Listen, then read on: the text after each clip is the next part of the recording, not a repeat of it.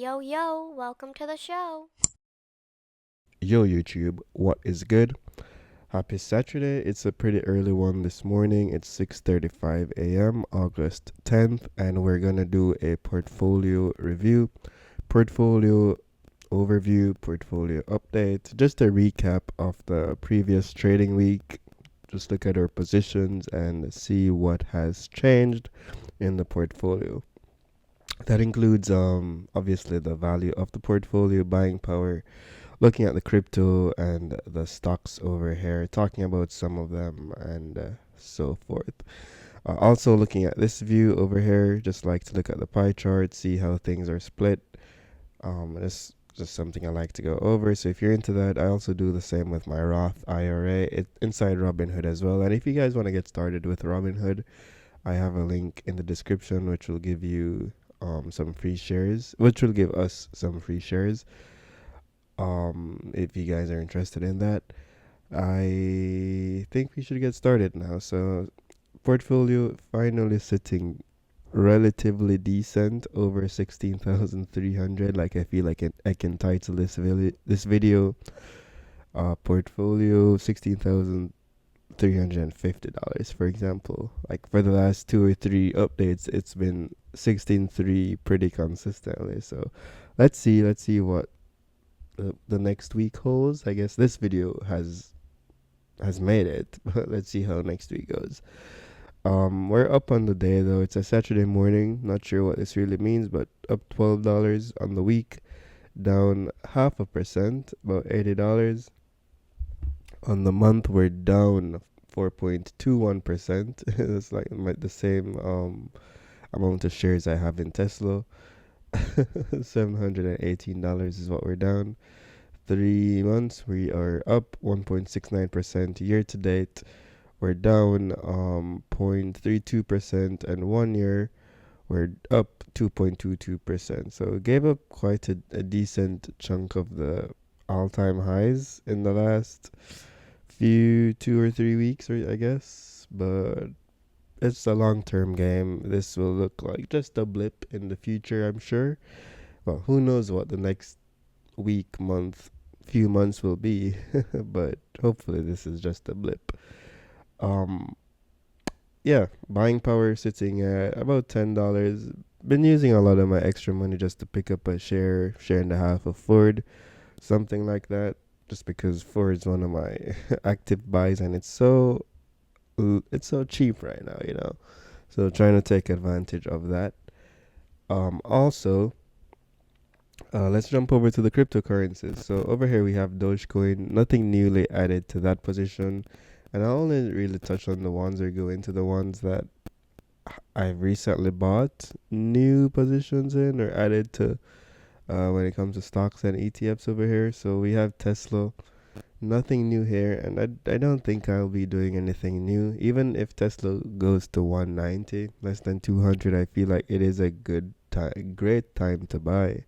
But I just don't want to be in a situation again where I feel like I have too much Tesla, and maybe as my portfolio grows, I could start chipping in a little bit. But for now, I think the size of Tesla is good. Amazon, haven't bought any new shares or any.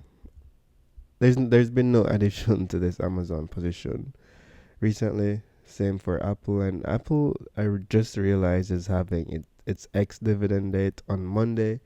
So pretty much I think I missed my opportunity to buy into Apple at least for their dividend.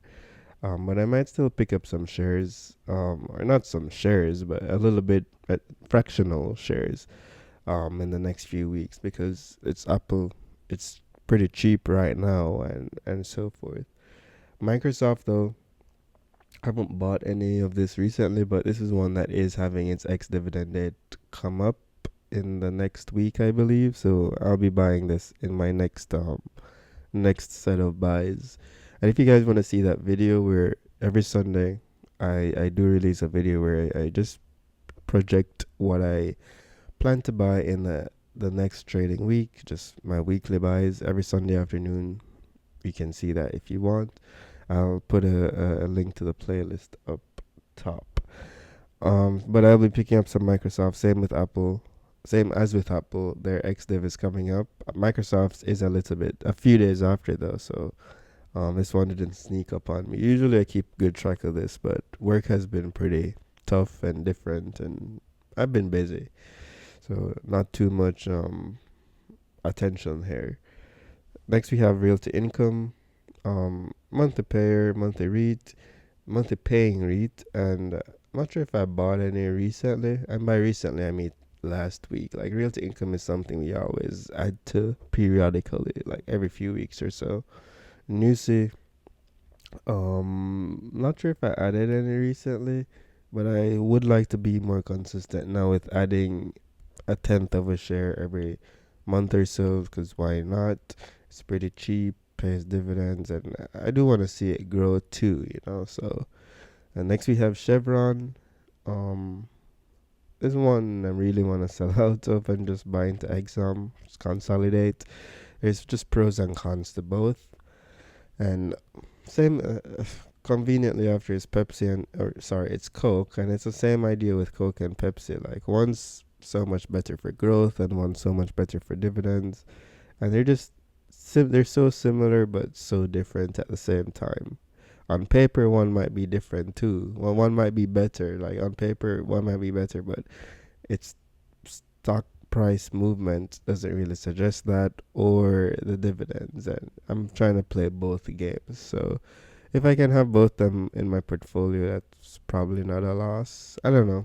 Not sure how you guys look at it. Next, we have General Mills. Nothing new for that. ExxonMobil, nothing new, but I will be adding to this in the upcoming week as well. Horizon, same situation. Google, one share. I've been sitting at one share of Google for a minute, but well, I don't mind. It is what it is. Next we have Ford, and Ford's one. Obviously, we've been DCAing into, given that we are down because of the big drop Ford has had recently. So as soon as the chart comes up, you can see just on the day. I guess this was yesterday. It was down 10% Ford, which is gnarly. Again, uh, yeah, pretty crazy Ford. Um, this was just a week ago. How's July 29th? 1 week ago. What the hell is going on here? This is reading as the second. Do I need to? Alright, I'm reloading it, y'all. Let's see what happens.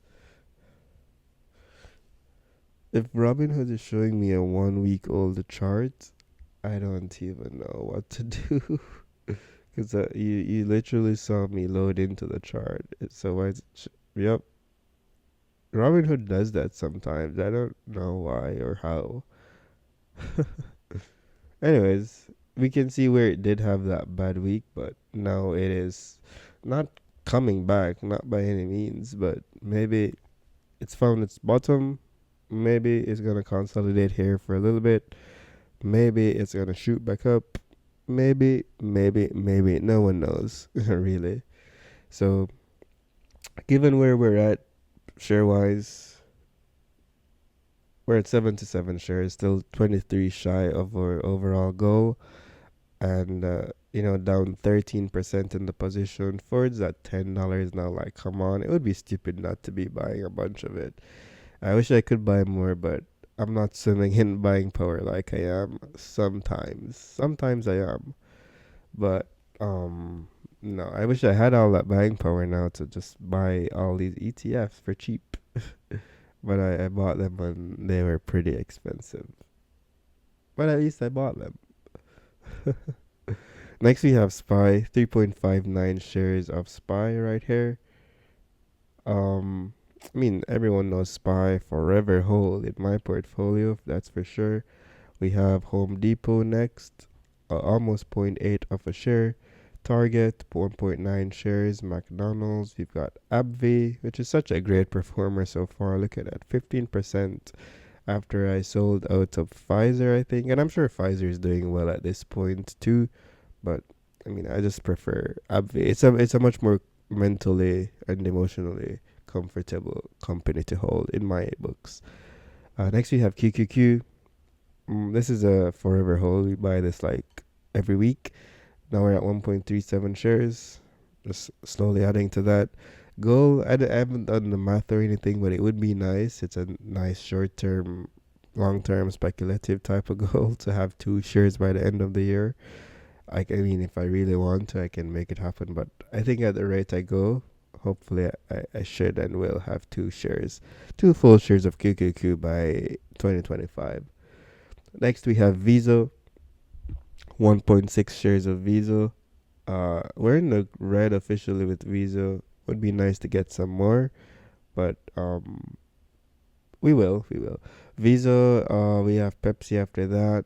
Nothing new. Johnson and Johnson in the green with J&J now. Nice to see that.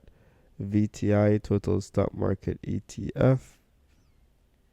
Yep. 5.25 share, 3.5%. Waste Management. We have Smith and Wesson Brands. SCHD, Forever Hold for the dividends, of course, and great growth. It usually averages like 9 or 10% annual returns, which is just amazing, and including dividends, I believe. And next we have AEP, American Electric Power. This is one of the utilities type of thing. Verizon, we have Stag monthly payer. I think we buy a little bit of this every month too, just because it's a monthly payer. You want to see that little. You want to mimic that drip situation. So buy a little bit every month. Spy G. Everyone should know what that is at this point. Starbucks. Starbucks still in the red in that. I don't mind that at all. I'll just be buying more. I believe I'll be buying some next week.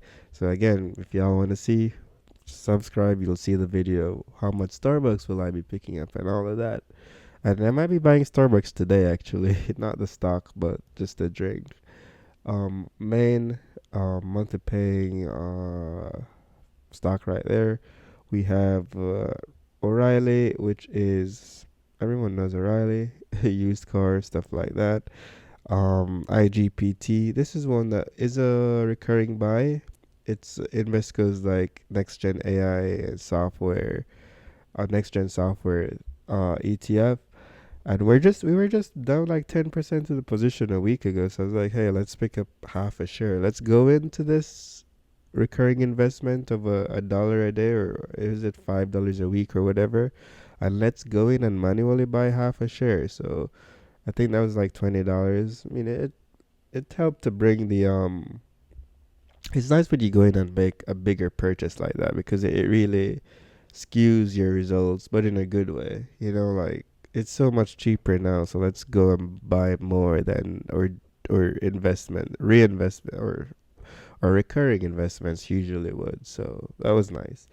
Next we have Costco. Costco again, such a beast in the portfolio since I bought it. 14, almost 15% in the green. Sold out to Tesla and bought into Costco some, so not minding that decision at all. Costco definitely is not gonna be as volatile as Tesla. And probably doesn't have as much potential, but Tesla has so much good and bad potential. So Costco just more stability, more sleepful at night, a little bit of dividends. Every year it looks like they're starting to pay a little juicier dividend at the end of the year, it seems. Let's see if we will benefit from that at some point. But Costco, love it. I've been to their stores maybe once or twice. Like it. Finally, we have IAT, which is just Dow Jones Regional Banking, U.S. Regional Banking Index Fund. Yeah. So that's the portfolio for now. Still got my recurring investments here. There was three. Stopped Sweet Green a while ago. If you're late to that. Now we just got O'Reilly and IGPT. And as usual, I like to go look at this view. So just shows things kind of like from a bird's eye view. I love the charts over here, pie charts. Love that. Total invested, we have 16,334.74, and So of course, we have some in crypto and some in our in our broker, in our buying power or individual cash holding. Down here, but for the stocks and ETFs, we have. Let's sort this by equity. SBY, VTI, SEHD, Apple, and Tesla are the largest five holdings in my portfolio. Next, we have Ford and Realty Income. And how do I feel? Oh, after that, we have QQQ. It's definitely worth mentioning that. So I don't know how. I think I feel pretty nice about that. That does not bother me at all. I think our top three being in SPY, VTI, and SCHD is a very good look for the portfolio. I know there's already a lot of overlap between QQQ and SPY and even VTI, especially for the few top holdings. But hey, it is what it is. I'm still holding an ETF at the end of the day. A total return sorting by that. Apple is our best returner so far. Then we have Spy, Tesla, Microsoft, ExxonMobil, Costco. Costco, cool to see that one.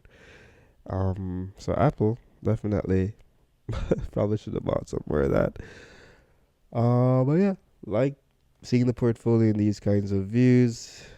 That takes us to the end of the video, and thank you guys so much for watching. I will see you tomorrow when I talk about what I will be buying next week. Peace.